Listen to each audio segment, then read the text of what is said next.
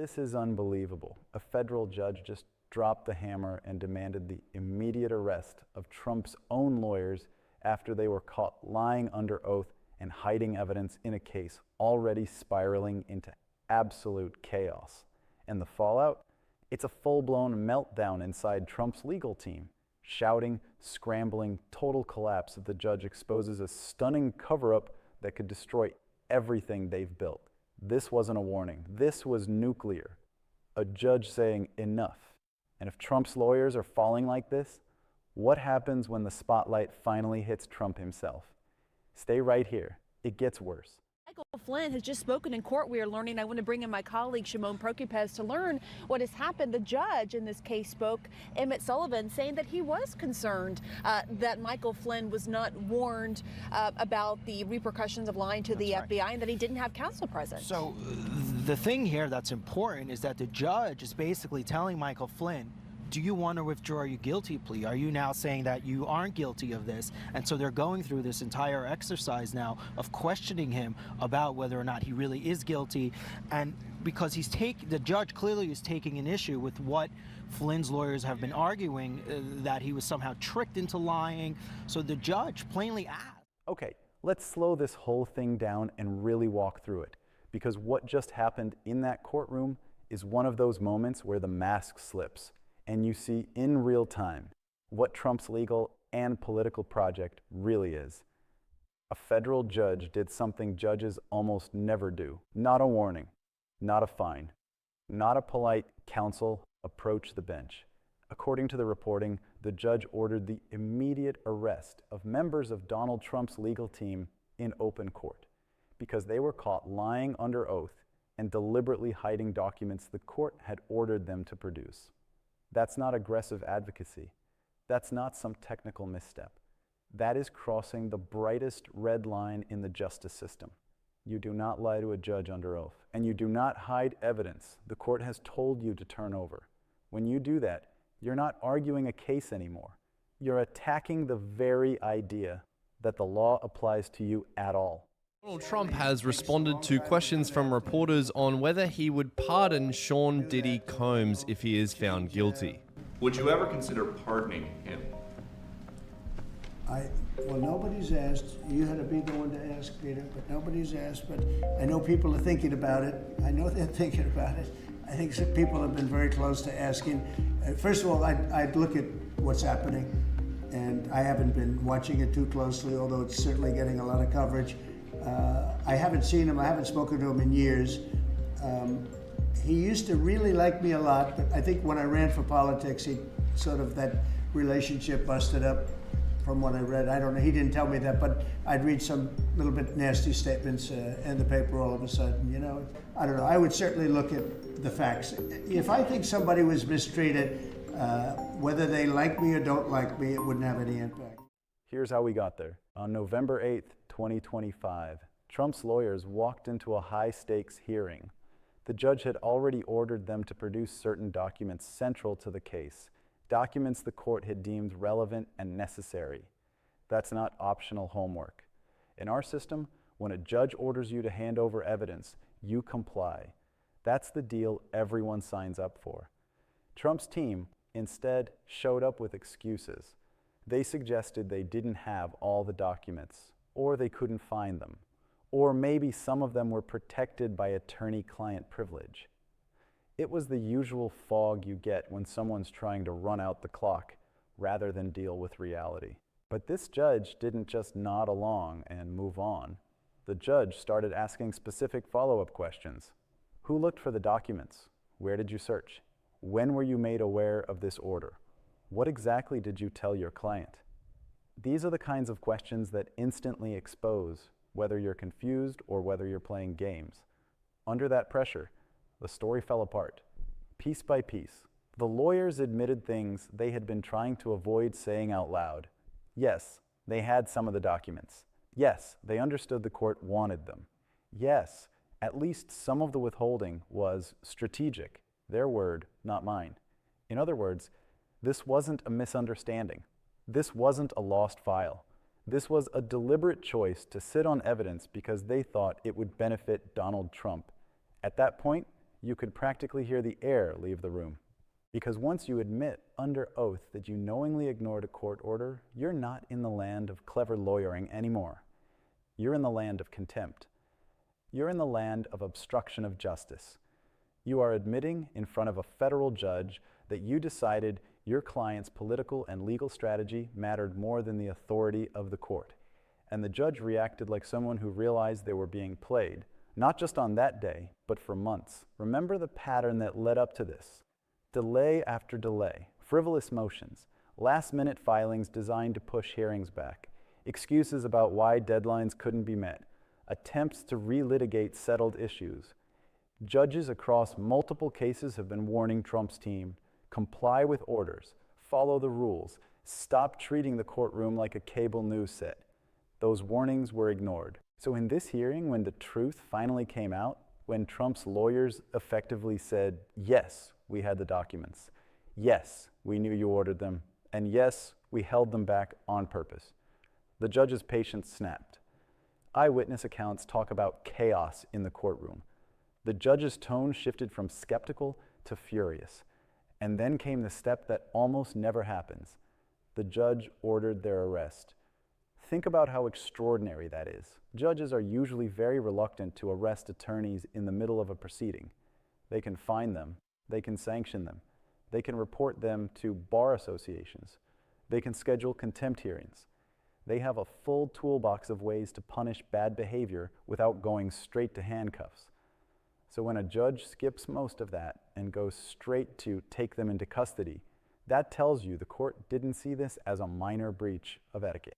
The court saw it as an existential threat to the integrity of the process. And let's be clear, this is not a random one-off. This grows out of a long-running culture in Trump's orbit. We've seen it before. We saw it when Michael Flynn tried to walk back his own guilty plea, despite having already admitted in detail that he lied to federal investigators.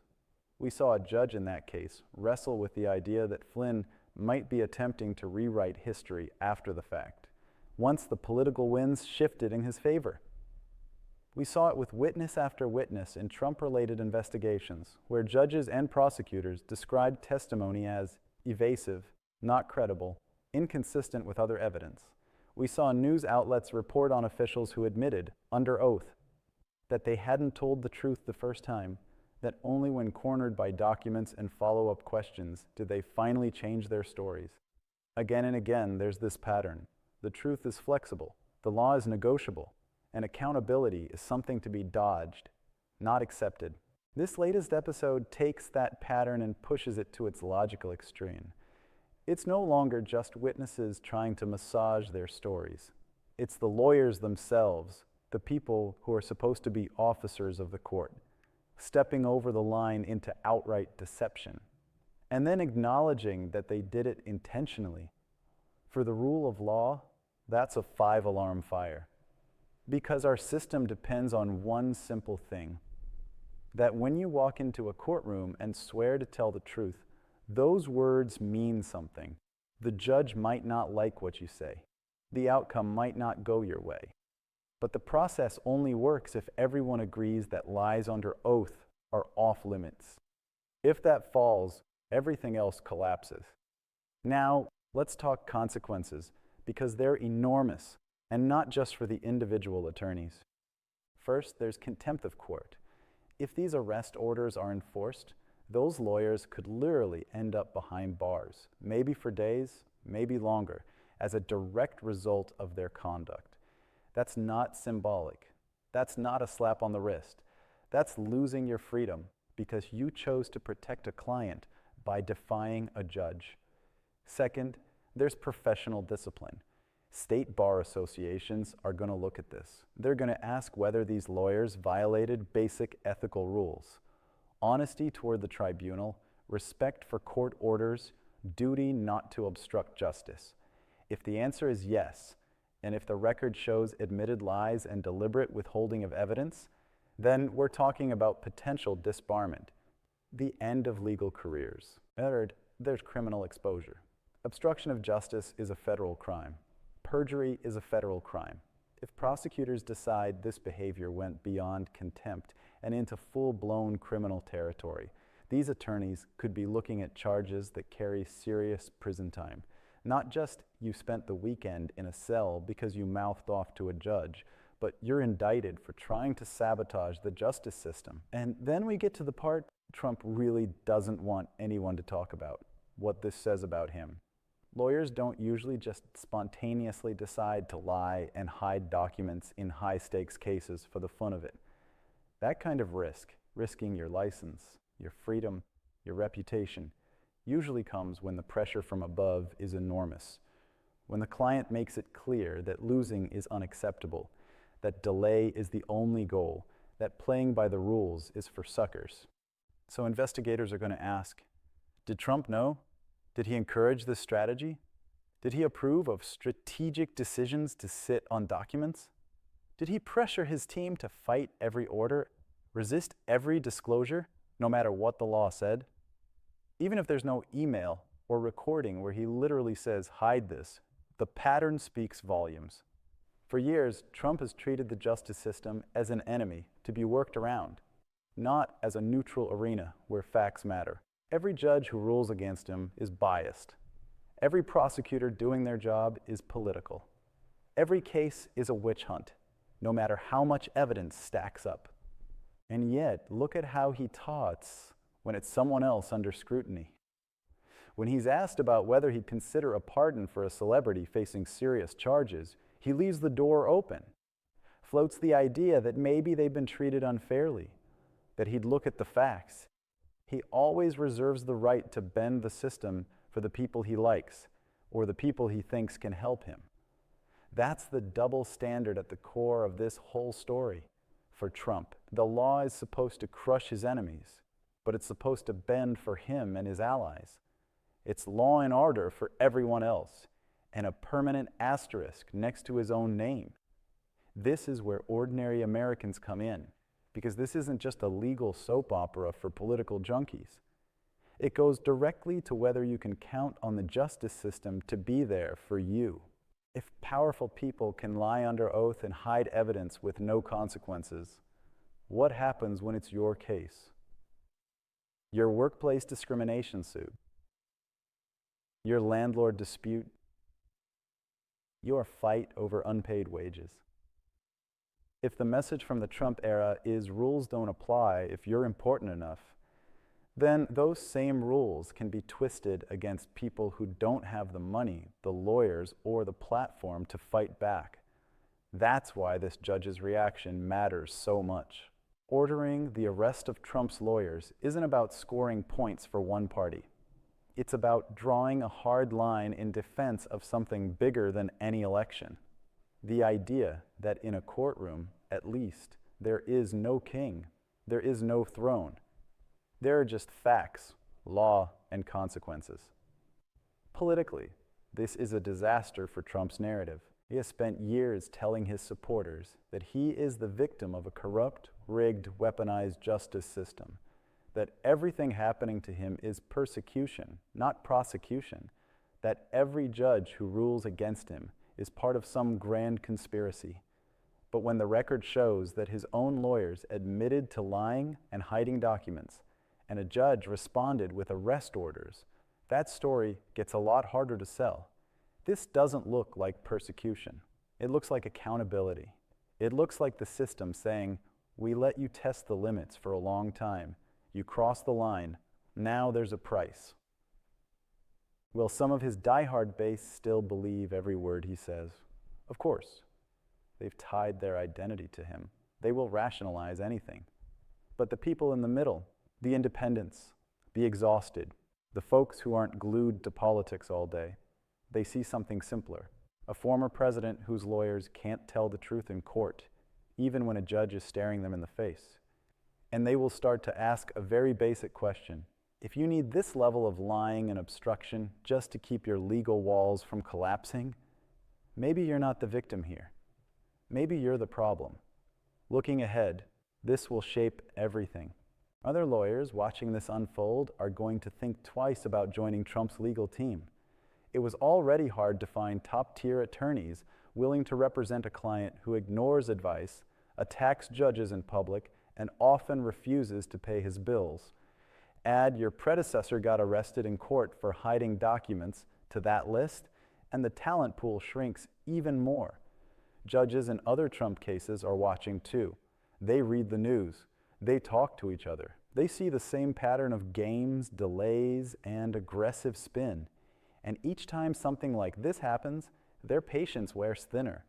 They're more likely to enforce deadlines aggressively, to crack down on evasive answers, to treat every assurance from Trump's side with skepticism. In other words, every stunt that buys Trump a little time in the short term makes his life harder in every courtroom he walks into next. At the core of all this is a choice about what kind of country we want. Do we want a United States where the law is a prop in a political show, where loyalty to one man is more important than loyalty to the truth, where attorneys feel obligated to risk their freedom to protect the myth of a leader who can do no wrong? Or do we want a country where the system pushes back against that, where judges, even under enormous political pressure, say, I don't care who your client is. You tell the truth. You follow my orders. And if you don't, there are consequences. This judge, on that day in November, chose the second path. They reminded everyone in that courtroom, and everyone watching from the outside, that the oath you swear in front of the bench is not a suggestion. It's a promise. And when powerful people break that promise, they don't get a free pass because of who they work for. That's what this moment is really about. Not just Trump, not just his lawyers.